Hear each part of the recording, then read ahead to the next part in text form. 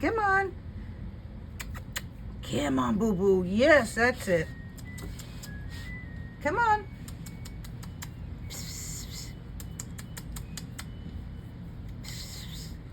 That's it. He's in. I don't know how long he'll stay in though. He ran behind a furniture. There he is. We'll see how well he does, and we will go from there. If he looks like he wants to get back out again, we'll put him back out, even though I'll worry about him all day. Don't you want to stay in here where it's nice and warm? Alrighty. Now I'm going to go upstairs. Maybe he'll follow me up.